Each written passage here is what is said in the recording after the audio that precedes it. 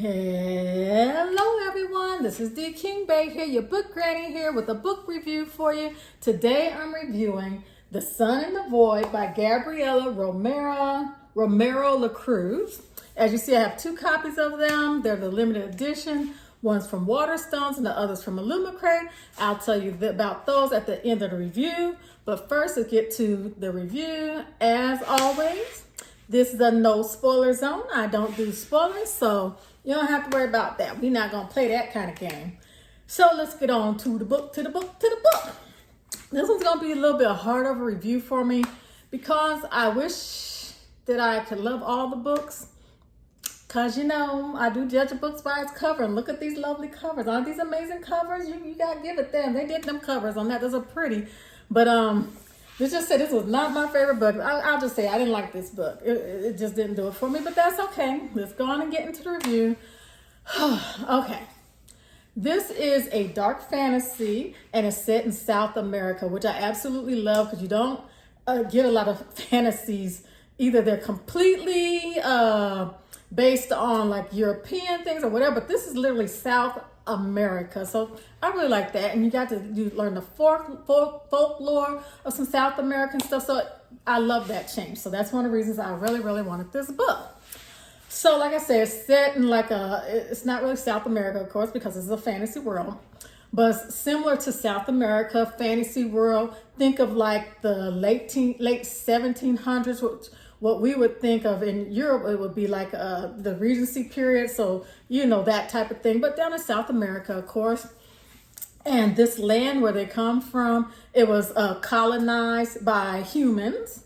And the native people there, you had the Valcos. They're these people that like have horns on them. They have abilities.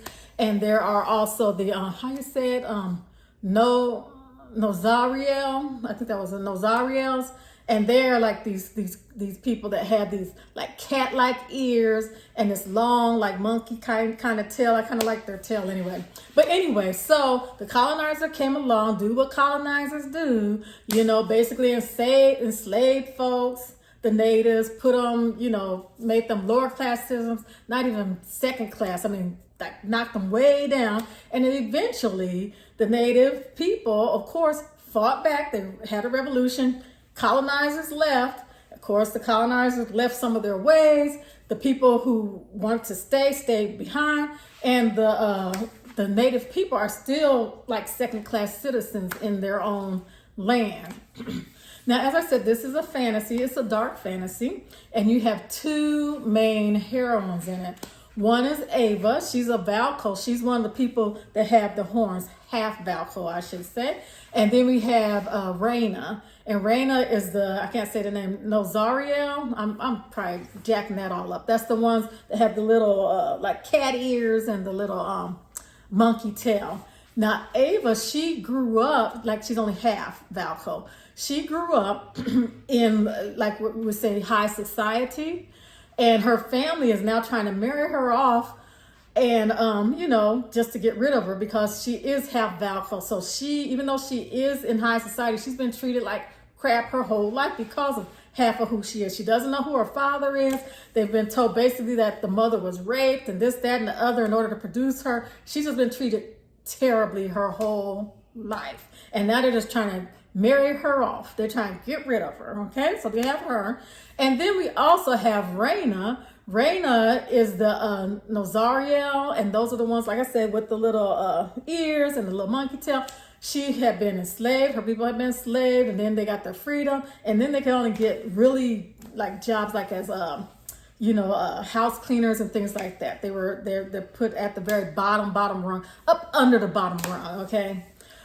So she, in the beginning of the book, she gets this letter from her grandmother, which she has never met. Okay, her grandmother is actually a human, so she gets this letter and she thinks she's had nothing to lose, right? So she's going to go see this grandmother she's never met. And while she's on it, this creature attacks her. And her grandmother ends up saving her life. But her grandmother's actually into dark magic. But that's okay. It's all cool, fine and dandy. She's doing her little type thing. So not Ava, Raina then feels that she owes her grandmother, and she's doing everything possible to stay in her grandmother's good graces. Now, on the other side, I'm sorry, I got something in my throat.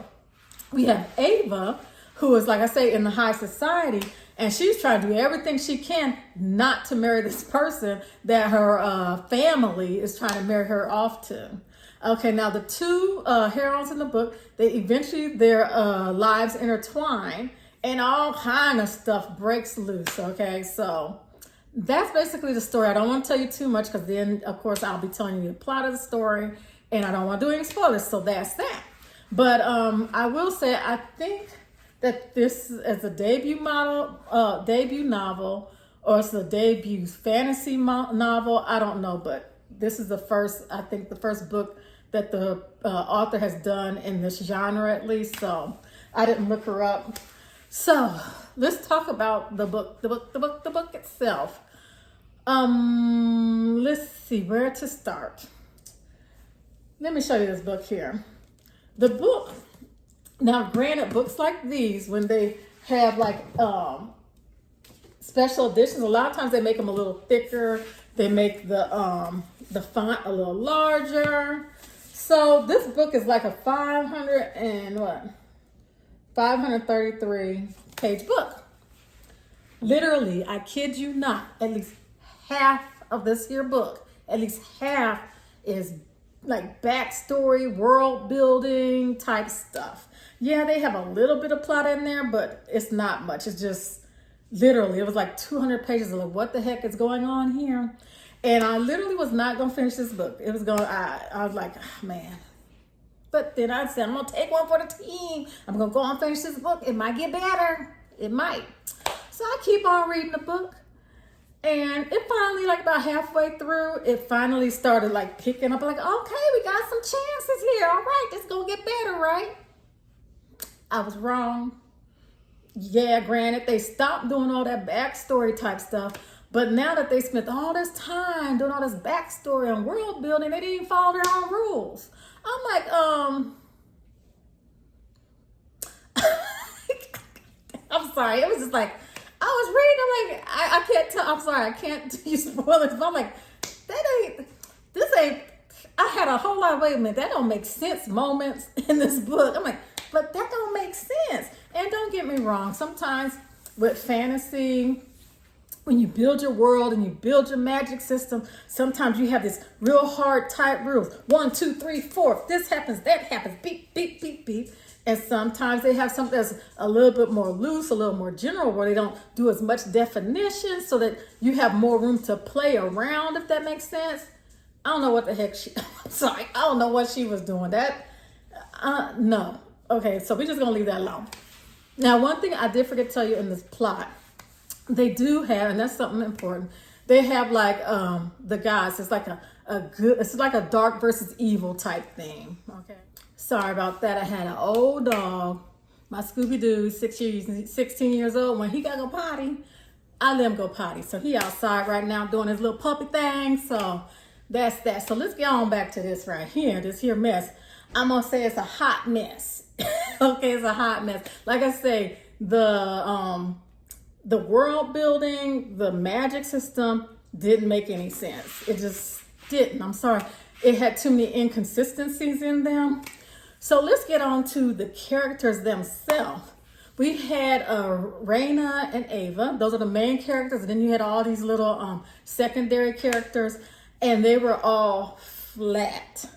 And when they did something, you don't really know their motivation behind it because you didn't get to really learn who they were. You were just told, oh, I'm doing this because of blah, blah, blah. Oh, I'm doing this because of blah, blah, blah. Oh, I'm doing, but you don't ever see them building up to that. You're just told, okay, we're going to do this because of blah, blah, blah.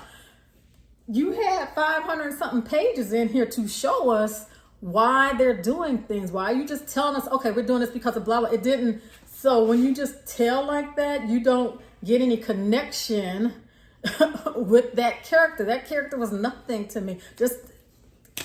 Yeah, it just didn't work. I feel bad and feel like I'm going down on this book a lot, but the characters were just flat. And it wasn't because I didn't like any of the characters, because I actually liked Ava.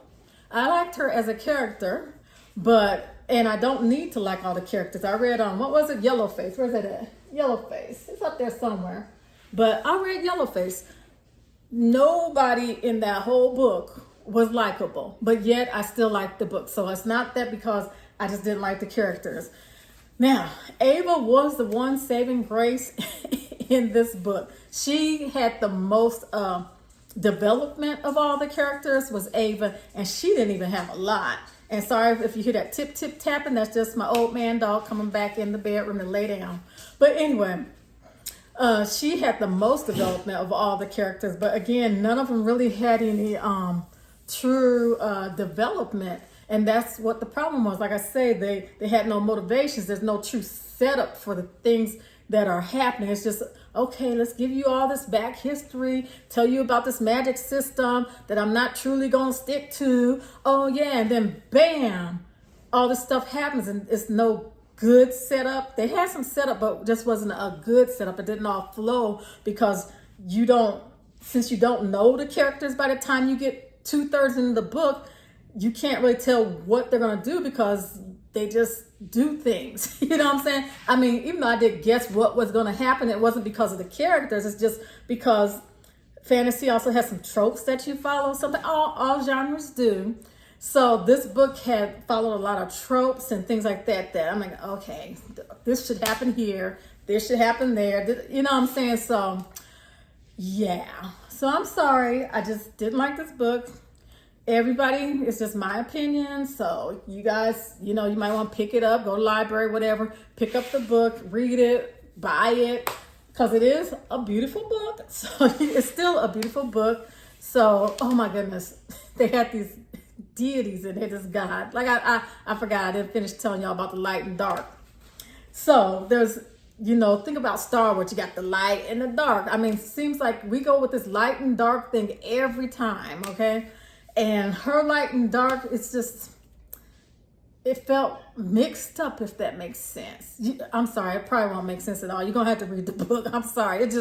Once you read it, you're going to see exactly what I mean about these things. So, sorry I didn't like the book. This is the first book in a series. I will not be reading the next book in the series unless somebody says, oh, it's so much better than the last one. So, if you guys read that second book, and it's a lot better than this first one, let me know and I'll pick it up. Otherwise, this is going to have to be a hard no for me, okay? So that's it for the review. Now let's talk about my special editions. Okay, as you see, I have one. This one is from Illumicrate. And this one, whoosh, is from Waterstones. The purple's Waterstones, and this one's Illumicrate. So let's do a battle of the books. Okay, now I will say this is a beautiful book. Both of them. Purple is my favorite color. I've probably said that a million times, but purple is my favorite color. Here's the Illumicrate one. It's black and white, as you see. This is the dust jacket. The spine. Hope you can see that okay. It's kind of bright in here to me. And the back. Okay, now let me show you the dust jacket for Waterstones. The front, the spine, and the back. Okay, let me take the dust jackets off. Waterstone inside the dust jacket. So we'll set this on top of Mr. Typewriter for now. This one's Waterstone. This one here is the Illumicrate. There's nothing inside, but sometimes they have a alternate cover on the flap, so that's why I want to show you that. Okay, now let me show you the front covers. This is Illumicrate. This is Waterstones. Of course, I like the purple one better because I'm a purple fiend, right? Here go the spines. Put the spines together. Let me see, is it upside down? Nope. On the bottom is Waterstone. On the top is Illumicrate. Now here goes where Waterstone's about to get his butt beat, okay? Here goes the edges. The top again is Illumicrate. The bottom is Waterstone. So you know how I like my sprayed and stenciled edges, right? So that's why the Illumicrate wins. It's on the top. There you go. Isn't that cute? So that is nice. Okay. Now I will say, this is Waterstone here. Waterstone, a lot of times they do nothing with the cover. So that they did this is even nice. Okay, so let's look at the inside. End pages for Waterstones. It's just the dark purple. And I can't remember if this one's signed or not. Let me look. If it's not signed, you can a lot of times buy ones that are signed. No, it is not signed. Okay. So no, Waterstone is not signed, but let me put the Waterstone book down. And now let's look at, ooh, it's trying to fall over. Illumicrate. Here's Illumicrate. So open this up. Here you go. Illumicrate. Look at the end page on that bad puppy. Cute, huh? And the back end page is the same, but I still want to show you. This is Illumicrate again. And then let us go inside and show you the author's little signature. See it right there? Right there.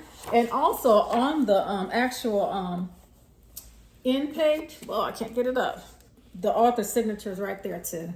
I know it's hard to see. It's right there, a little teeny tiny. Okay. Let's see. And there's also an author letter inside of here. So let me go to the author letter. This is Illumicrate still. And there goes the author letter. There you go. Now, again, I am very sad that I did not enjoy this book because this is literally one of my favorite looking books. So that's what they say, don't judge a book by its cover. So I really got done this time.